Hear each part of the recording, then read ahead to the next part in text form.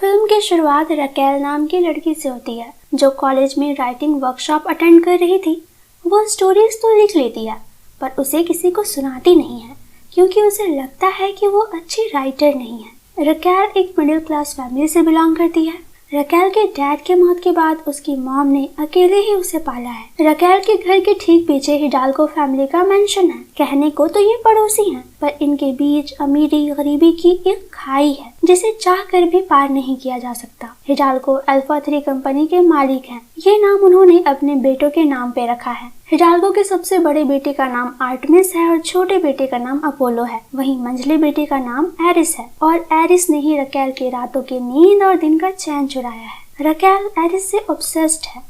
हालांकि आज तक रकेल और एरिस के बीच में बातचीत नहीं हुई है, पर रकेल को एरिस की हर छोटी बड़ी चीज पता है क्योंकि वो उस पर नजर रखती है। एक रात रकेल को तेज म्यूजिक की आवाज सुनाई देती है। वो अपने विंडो के बाहर देखती है तो हैरान हो जाती है। एरिस रकेल की वाईफाई से अपने लैपटॉप पे सॉन्ग प्ले कर रहा था। रकेल उसे टोकती है। इस पे एरिस कहता है कि दरअसल मेरे वाईफाई में कोई प्रॉब्लम हो गई है, इसलिए मैं तुम्हारा वाईफाई यूज कर रहा हूँ। एरिस काफी एरोगेंट था, इसलिए उसकी रकेल से थोड़ी अनबन हो जाती है।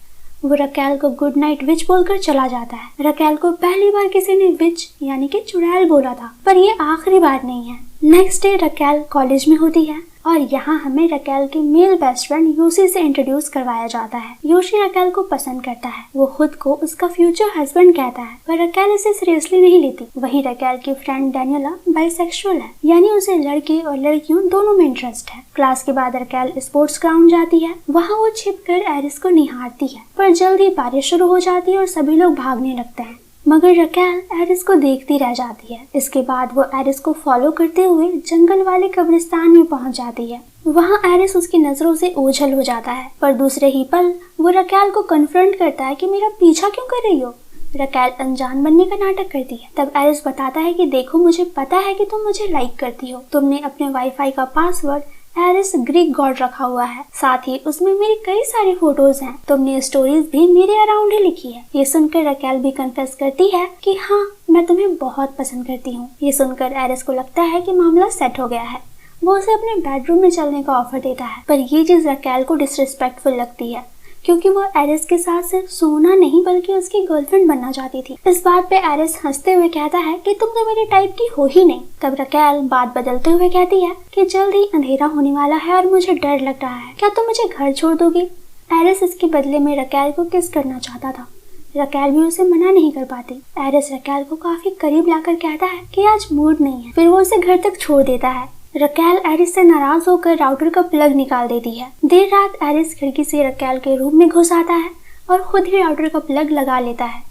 रकेल भी जाग जाती है। वो उस पर गुस्सा करते हुए कहती है कि मैं तुम्हें पुलिस के हवाले कर दूंगी, पर एरिस को पता था कि लड़कियां कभी भी अपने क्रश को अंदर नहीं करवाती। वो रोमांटिक अंदाज में रकेल के थाइस टच करता है, जिससे रकेल पिघल जाती है। एरिस को शैतानी सोचती है। वो रकेल को उकसाकर वहीं छोड़ देता है। एरिस पता लगाता है कि रकेल स्टडी के साथ साथ एक कैफे में पार्ट टाइम जॉब भी करती है, इसलिए वो उस कैफे में जाता है, पर रकेल को इससे शर्मिंदगी महसूस होती है। एरिस उसे एक पार्टी के लिए इनवाइट करता है।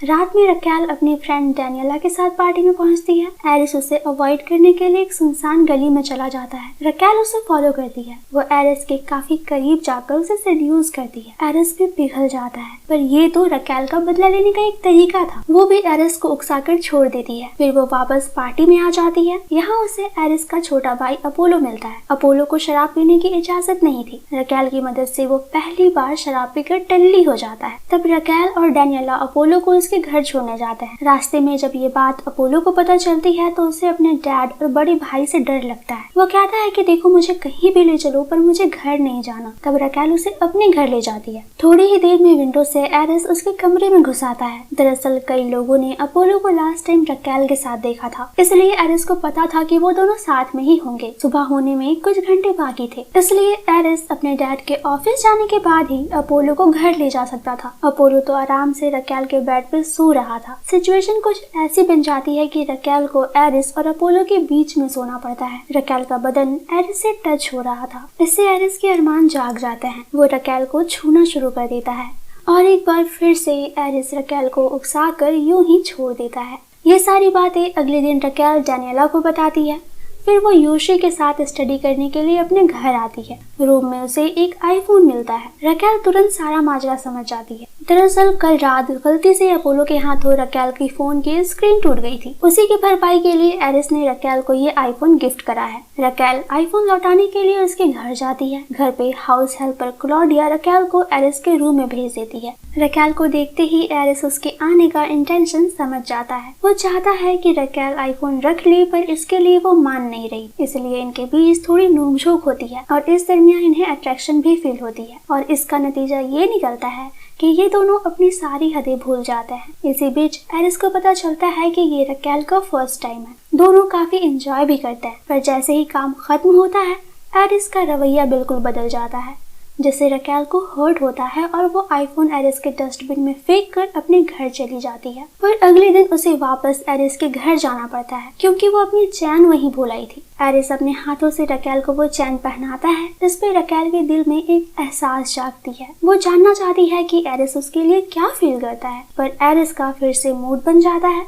वो बिना रकेल के सवाल का जवाब दिए एक बार फिर से गहराई में उतर जाता है। दोनों साथ में सो भी जाते हैं। अगली सुबह जब एरिस की नींद खुलती है तो वो अपने पास रकेल को देखकर घबरा जाता है। रकेल जब जागती है तो उसे क्लॉडिया से पता चलता है कि एरिस बाहर गया हुआ है। ये जानकर एक बार फिर से रकेल हर्ट होती है। दूसरी ओर एरिस छिपकर रकेल को घर जाते हुए देखता रहता है। नेक्स्ट सीन में रकेल के फ्रेंड उसका मूड ठीक करने के लिए उसे पार्टी में ले जाते हैं। यहाँ डैनियला और एरिस के छोटे भाई अपोलो के बीच में सीन शुरू हो जाती है। दरअसल अपोलो को डैनियला पसंद आ गई थी, पर डैनियला के दिल में अपोलो के लिए कोई भी फीलिंग्स नहीं थी। वो बस उसके साथ मजे करना चाहती थी। उधर एरिस दूसरी लड़की के साथ टाइम स्पेंड करता है। वो लड़की एरिस का बिस्तर गर्म करना चाहती थी, पर एरिस पीछे हट जाता है। शायद उसे रकेल से प्यार जो हो गया था।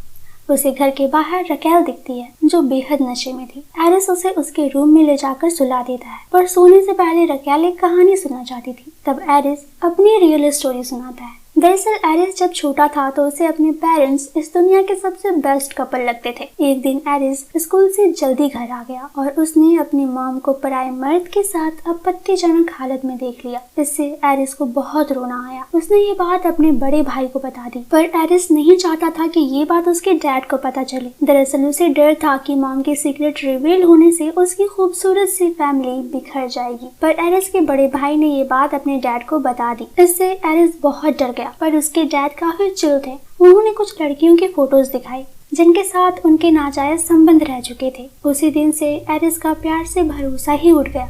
उसे लगने लगा कि सच्चे प्यार जैसी कोई चीज होती ही नहीं है। कुछ वक्त के बाद लोग अपने पार्टनर को धोखा देने लगते हैं। हालांकि एरिस को रकेल से प्यार हो गया है, पर वो इन्हीं वजहों से आगे बढ़ने से डर रहा है। ये सारी बातें सुबह तक रकेल भूल जाती है। जब वो लाइब्रेरी में होती है तो एरिस उसे मनाने के लिए आता है। वो एक नए सिरे से इस रिश्ते की शुरुआत करना चाहता था। वो रकेल को डेट पे चलने को कहता है। इन दोनों की बढ़ती नजदीकियों से योशी को बुरा फील होता है क्योंकि वो भी रकेल को पसंद करता था। वो रकेल को समझाने की कोशिश करता है कि तुम एरिस से बेटर लड़का डिजर्व करती हो, वो तुम्हारे लायक है ही नहीं। पर रकेल ये बात नहीं समझ रही थी, इसलिए योशी भी क्लियर कर देता है कि अगर एरिस ने तुम्हें इस बार भी हर्ट किया तो रोने के लिए तुम्हें मेरा कंधा नहीं मिलने वाला है। नेक्स्ट सीन में रकेल विच के अटायर में और एरिस ग्रीक गॉड के कॉस्ट्यूम में डेट पे जाता है। एरिस उसे अपने डैड के ऑफिस के छत पे ले जाता है। साथ टाइम स्पेंड करके इनके सारे गिले शिकवे खत्म हो जाते हैं। दोनों रिलेशनशिप में आ जाते हैं। जल्द ही इनकी आशिकी की खबर एरिस के डैड तक पहुंच जाती है। वो एरिस को प्यार व्यार का चक्कर छोड़कर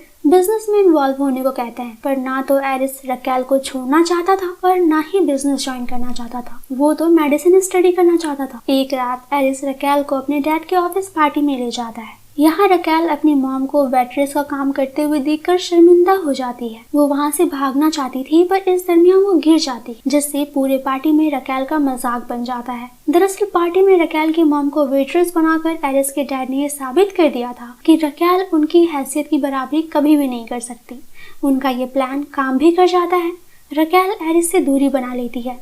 प्रॉम नाइट पे वो अकेले ही कॉलेज जाती है। हालांकि एरिस भी वहाँ आता है, पर योशी उसे रकेल से नहीं मिलने देता। वो बात करने के लिए उसे स्विमिंग पूल वाले एरिया में ले जाता है, जहाँ इनके बीच झगड़ा शुरू हो जाता है। योशी गुस्से में एरिस को पूल में धक्का दे देता है, जिससे एरिस तड़पने लगता है क्योंकि स्विमिंग पूल में क्लोरीन होती है और क्लोरीन से एरिस को एलर्जी थी। दूसरी ओर योशी रकेल को जाकर सारी बातें बताता है। रकेल दौड़कर एरिस के पास जाती है और फिर एरिस को हॉस्पिटलाइज्ड किया जाता है। एरिस को खोने के डर से रकेल और एरिस की फैमिली दोनों मान जाते हैं।